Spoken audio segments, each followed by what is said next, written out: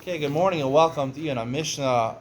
Today I want to deal with both of the Mishnayos that was for today's hespek, today's portion.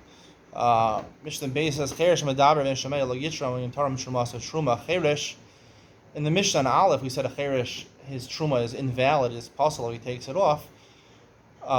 Here we're saying that if he's only partially a Cheresh, meaning he's deaf, but he could speak, meaning, and we'll be talking about a case specifically where he became deaf after birth, so he learned how to speak.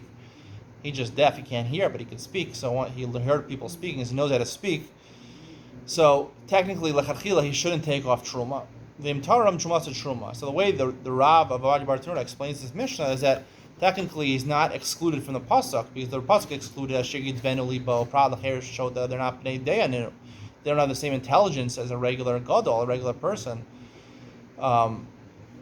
But that's only if you're deaf mute, if you can't speak. But if you're just deaf and you can speak, you have intelligence, you have the regular intelligence of a person. So technically, midaraisa, it's a good truma. But the evid, you shouldn't do it for a different reason, because of the bracha. When you take off a Rosh Truma, you're supposed to take a bracha, and you're supposed to hear the bracha. When you say, you have to mashmiel chachil la'ozno. When you say a bracha, you have to hear it. So he can't hear it.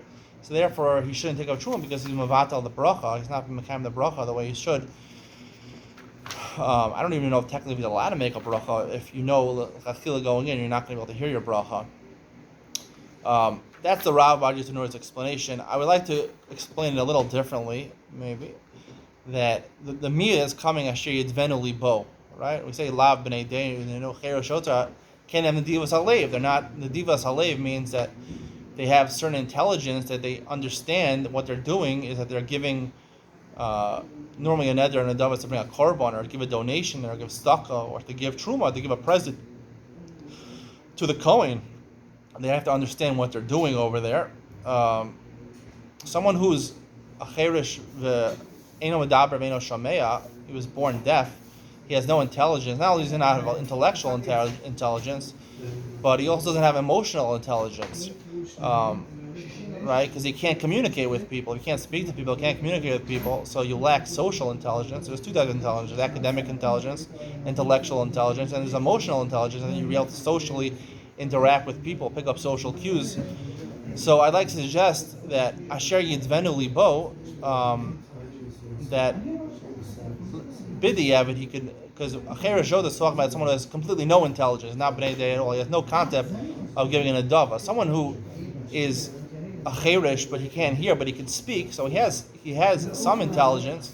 He can speak to people, but he lacks half of the intelligence, meaning he can't hear people. So he lacks a certain, I would say, emotional intelligence. You can't hear other people. You need sign language. You can't communicate in a normal way. You're not able to pick up social cues in a normal way. You need sign language. You have the intellectual knowledge, you could speak and you could intellectually communicate and give a lecture to somebody, but your emotional intelligence is lacking, and that half of that, so therefore, l'chadchila, you shouldn't do it. But the eved, you have some day, you have half of the day, you have the intellectual intelligence, you don't have the emotional intelligence. Thank you for everyone being so loud, I appreciate it. So therefore, you have half the intelligence. That would explain also the next Mishnah, the Mishnah Gimel, where he passes in Rabbi Yossi. The reason he says a katan, once he's bala onas and adorim, he comes to the age 12 years old in one day where he knows how to make a neder. So his truma is valid. Now it says truma.